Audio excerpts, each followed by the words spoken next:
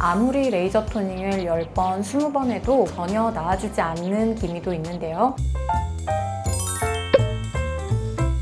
안녕하세요. 여러분의 피부 러닝메이트 연세 코스모위원 김정원입니다. 오늘은 색소계의 예민 보스, 많은 여성분들의 고민거리인 기미에 대해서 이야기 나눠보려고 합니다. 보통 얼굴에 뭐가 나면 다들 기미가 생겼다라고 하시면서 오시는데요. 일반적으로 잡티와 기미는 조금 다릅니다. 잡티는 얼굴 한 곳에 생기는 경우가 많은데 비해 기미는 특징적으로 좌우 광대나 이마, 콧등 등에 대칭적으로 나타나는 특성이 있습니다. 주로 경계가 모호한 갈색이나 회색빛 색소가 잉크를 쏟은 것처럼 넓게 깔려있는 것으로 보이는데, 기미는 단순한 잡티와는 달리 사라지지 않고 장기간 지속되며 강한 에너지를 조사하면 오히려 색이 짙어질 수 있어 색소 치료 시작 전에 꼭 감별을 해야 하는 색소 질환입니다. 그렇다면 기미는 왜 생길까요? 기미의 가장 주범은 자외선입니다. 기미가 있는 분들은 햇빛에 노출되면 멜라닌 색소가 민감하게 반응해서 색소를 많이 만들게 되는데요. 특히 오랜 기간 자외선을 반복적으로 받으면 기미가 점점 진해지거나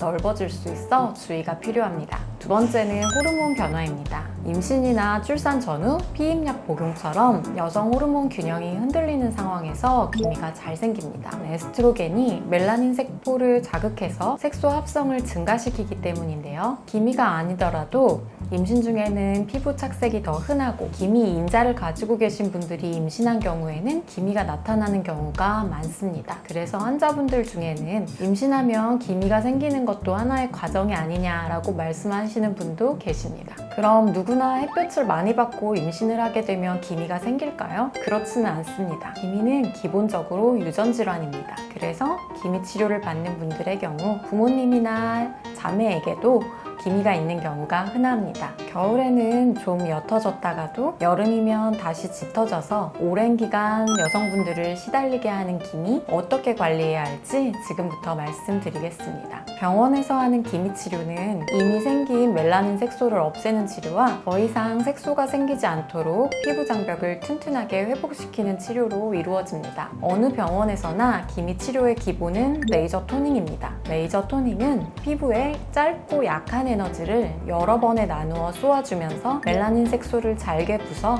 색소가 서서히 사라지도록 돕는 시술입니다. 자극이 강하지 않기 때문에 기미처럼 예민한 색소 질환에도 비교적 안정적으로 적용되는 편입니다. 피부 장벽이 비교적 튼튼하신 분들이라면 여러 회차의 토닝만으로도 기미가 옅어지는 경험을 하실 수가 있습니다. 하지만 아무리 레이저 토닝을 10번, 20번 해도 전혀 나아지지 않는 기미도 있는데요. 이런 경우는 피부 손상도가 너무 심해서 이미 만든 색소를 아무리 없애도 피부가 새로운 색소를 만들어서 덮는다고 생각할 수 있습니다. 예를 들어서 화상을 입거나 찰과상을 입어서 피부가 벗겨지는 경우 회복 단계에서 피부가 갈색으로 변하기도 하잖아요. 이것은 피부가 손상되면서 피부 세포가 자외선으로부터 DNA를 보호하기 위해서 자연스럽게 색소를 우산처럼 위에 덮어서 일어나는 현상입니다. 기미도 주로 발생하는 부위가 얼굴에서 가장 돌출되어 있는 부위에 잘 생기는데, 이는 자외선도 강하게 받고 마찰 등 자극에 가장 쉽게 노출되는 부위이기 때문입니다. 개인적으로 기미 피부는 상처 후 피부처럼 장벽 손상이 있다고 가정하고 치료하는 것이 맞다고 생각하는데요. 상처도 시간이 오래 지나 피부가 완전히 아물면 착색이 사라지듯이 기미도 피부 장벽이 튼튼해질수록 옅어지게 됩니다. 이런 원리에서 기미 치료는 색소를 깨뜨리는 레이저 토닝 외에도 손상된 피부 장벽을 튼튼하게 되돌리는 재생 치료가 아주 중요한데요.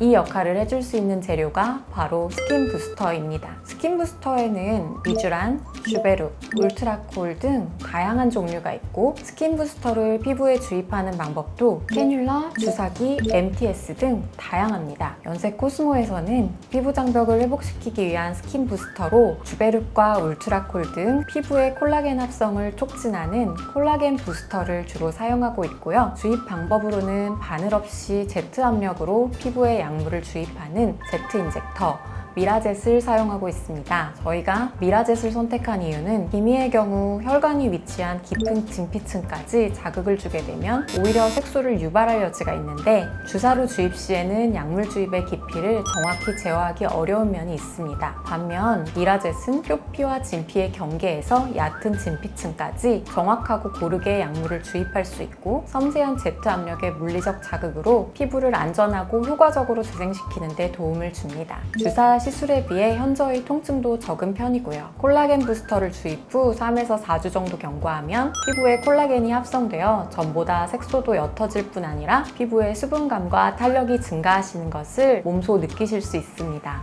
기미는 병원에서의 치료만큼이나 홈케어도 중요한데요. 앞서 말씀드렸던 것처럼 자외선에 민감하게 반응하기 때문에 무엇보다도 선크림, 선글라스, 모자 등으로 철저히 자외선 차단을 해주시는 것이 가장 중요합니다.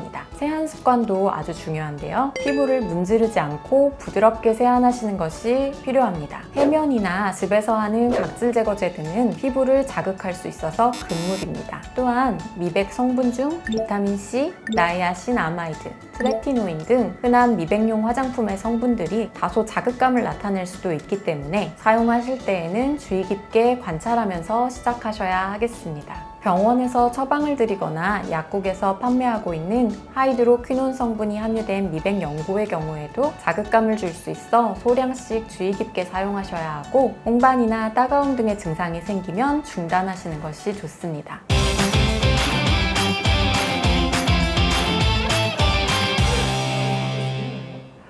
기미 치료는 앞서 말씀드린 것처럼 주로 레이저 치료나 스킨 부스터, 미백 연고로 이루어지기 때문에 이 중에 임신 중에 안전성이 확보되어 있는 제품은 없기 때문에 자외선 차단과 부드러운 세안 등의 홈케어만 하시고 약물 사용이나 레이저 치료는 권하지 않습니다. 무엇보다 태아 안전성을 우선으로 해야 하고 출산 후에 호르몬이 안정되면 저절로 옅어지는 경우도 있기 때문이에요. 미백 연고의 경우에도 하이드로퀴논, 비타민 A 성분을 함유하는 제품이 많은데 이 성분이 태아 안정성이 확립되어 있지 않아 임신이나 수유 중에는 사용을 금하고 있습니다. 오늘은 기미가 무엇이고 왜 생기고 어떤 관리가 필요한지에 대해 이야기해 드렸습니다. 기미는 완치 개념보다는 내 피부 타입이라고 생각하시고 관리해야 한다라는 인식이 중요합니다. 하지만 꾸준한 생활관리와 함께 피부 상태에 맞는 적절한 병원 치료를 병행하신다면 지금보다 밝고 건강한 피부를 가꾸실 수 있습니다. 이상 연세 코스모요원 김정원이었습니다.